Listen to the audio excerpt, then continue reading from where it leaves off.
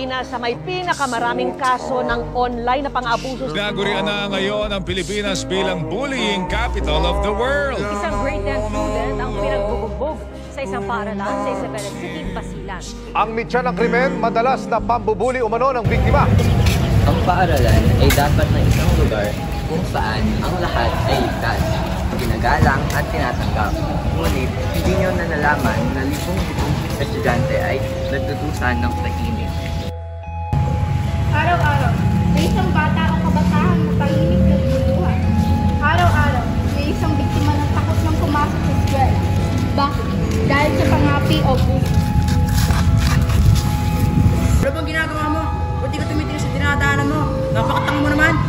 Sorry po, kuya. Pwede ba sa susunod, pag naglalakad doon, huwag ka mo sa cellphone? Bakit? Nagbitaw ka na ba? Abutin mo! Maliit! Abutin mo! Maliit! Maliit! Abutin mo!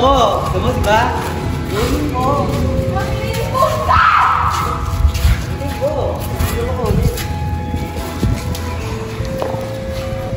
mo! Abutin mo! Oh. Abutin mo! Sige! Sige, abutin mo! Oh. Ang pagbubulas ay nakakaapekto sa mga tao sa pamamagitan ng pagpaparamdam sa kanila ng kalungkutan, takot at maaaring itong mapinsala ang kanilang kumpiyansa at kagalingan sa mahabang panahon. Bakit di ko man lang magawa kong pagtanggol ang aking sarili? Ayoko na! Kapag pinili natin ang kapaitan, kapag pinagtatanggol natin ang isa't isa, kapag nagsalita tayo, mapipigilan natin ang pambubulas. Isang boses lang ang kailangan para makagawa ng pagbabago. Ang salita na nagpapapalang tingin sa sarili at tulak na nag-iiwan ng pasa. Ang puso na nagdudulot ng matinding kalungkutan. Kaya ngayon, lumalaban tayo. Gawin nating ligtas at punong-punong paggalang sa bawat paaralan at sa bawat komunidad.